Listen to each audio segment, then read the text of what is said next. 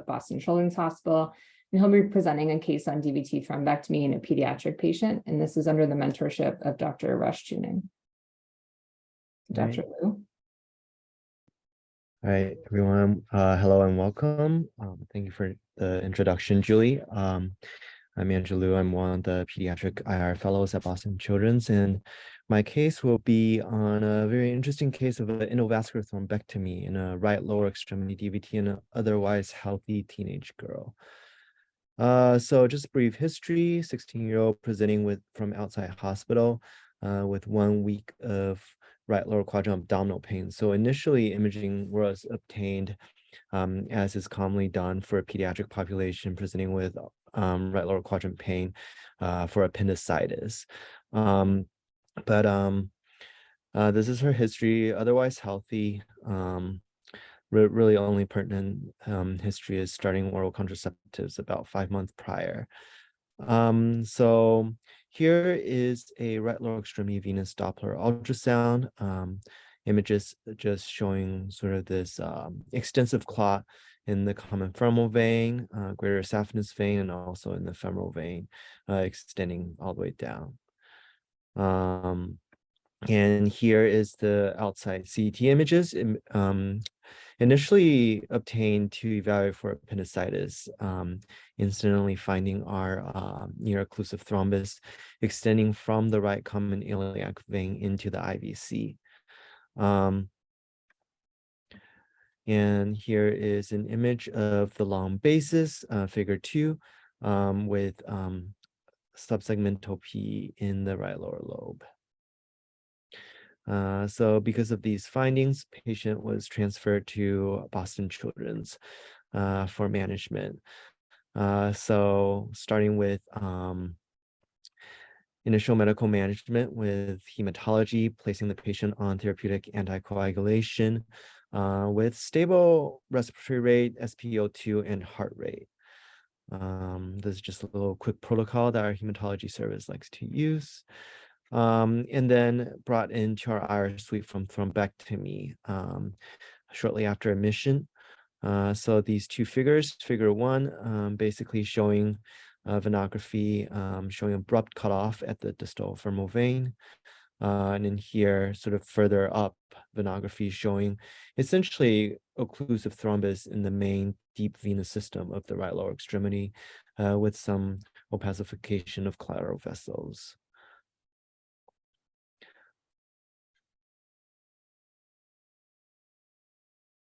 So thrombectomy with endovascular suction thrombectomy device was performed. There are several catheter sizes for this. We chose the 12 French, which is the largest size available for us. Here is a quick video of an ultrasound live watching the catheter sort of sucking up the clot. You notice an adjacent vessel that's patent over it. That is the adjacent artery. And then on the image next to it is sort of just a fluoroscopy image of catheter in the vein.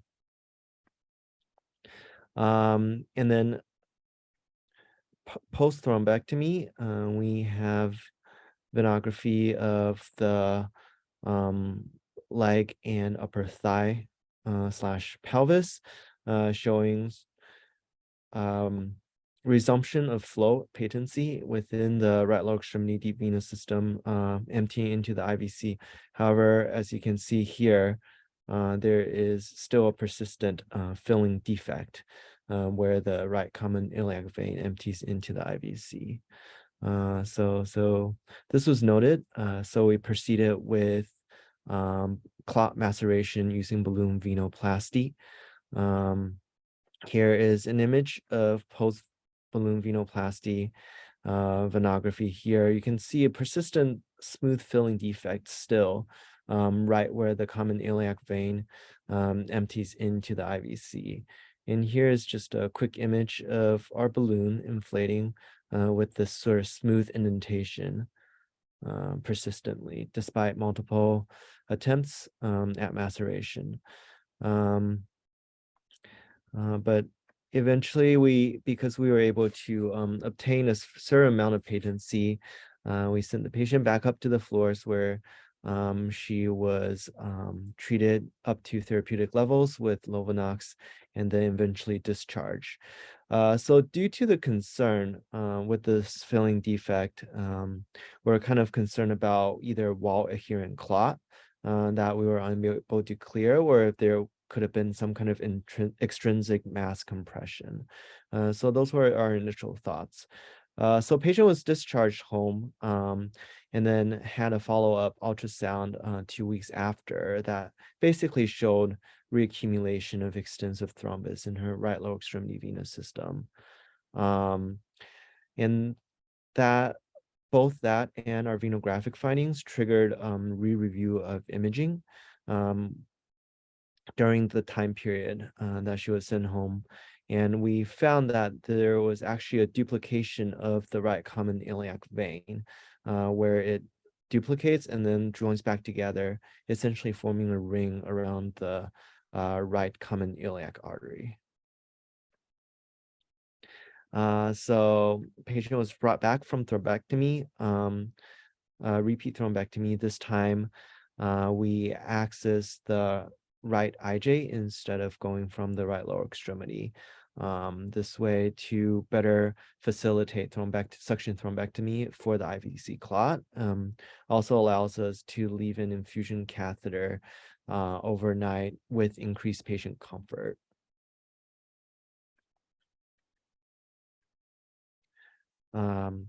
So after overnight thrombolysis, patient was brought back for repeat venographic study of the right lower extremity venous system. And you can see here, there was maintenance of very good patency, both within the right femoral vein as well as in the common iliac vein heading up towards the IVC. And if you look very closely on figure 2, you can see sort of this streak of contrast opacification on the sort of duplicated limb of the right common iliac vein. So by leaving the infusion catheter through the IJ access, we're able to sort of drip essentially medical thrombolysis into the right lower extremity system. So patient was discharged after achieving optimal Lovenox dosing.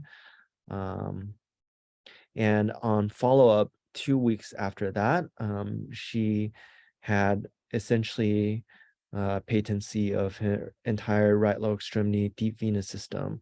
There was partial thrombus seen in the posterior tibial vein, but I believe that will go away with time. So this case, it's a very interesting rare occurrence of a right lower extremity DVT in an otherwise healthy 16-year-old female who both has a variant anatomy involving a duplicated right common iliac vein forming a ring around the right common iliac artery, as well as complicated by the setting of taking oral contraceptives. So just a little brief anatomy slide. The classic May-Thurner syndrome occurs because of the left common iliac vein branching beneath, aka posterior to the right common iliac artery, and compression happens in the case of May-Thurner between the right common iliac artery and the posterior vertebral body, resulting in compression of the left common iliac vein.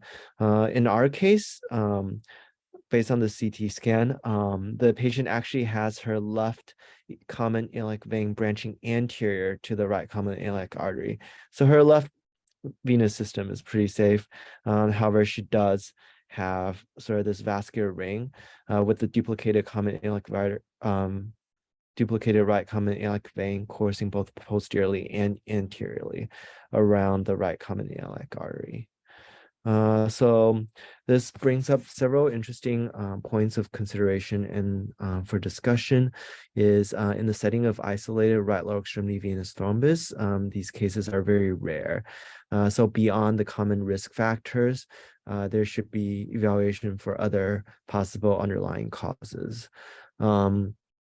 In terms of this particular patient's variant anatomy, she has a, it's it's equivocal for us at this point whether it's due to the vascular ring with the duplicated right common iliac vein wrapping around the right common iliac artery, where this sort of limitation, maybe abnormality of flow, resulted in a thrombotic state that was sort of triggered with the oral contraceptives, versus maybe just the compression of the posterior limb of the right common iliac vein. Possible mirror image May Thurner. And then also in pediatric populations, we typically would want to take very serious considerations before we put a stent in them. And then if she does represent with a DVT in the right lower extremity, the consideration would be, would it be better for a stent placement, or would it be better to have surgery to fix the vascular ring? And if so, which limb to keep? All right, I will stop Thanks, Dr. sharing. That was great.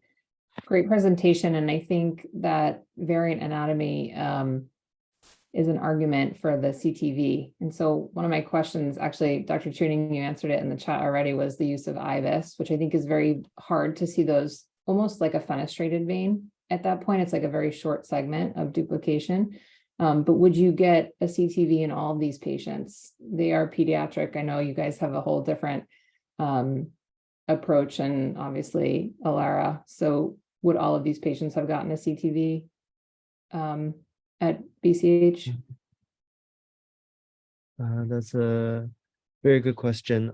So the variant anatomy was actually discovered on the outside CT abdomen pelvis obtained for the appendicitis study, because we were really concerned about why there was a persistent filling defect, especially that sort of smooth filling defect. It really makes you concerned about some kind of extrinsic compression, and that triggered the re-review, and luckily we with the help of our diagnostic radiology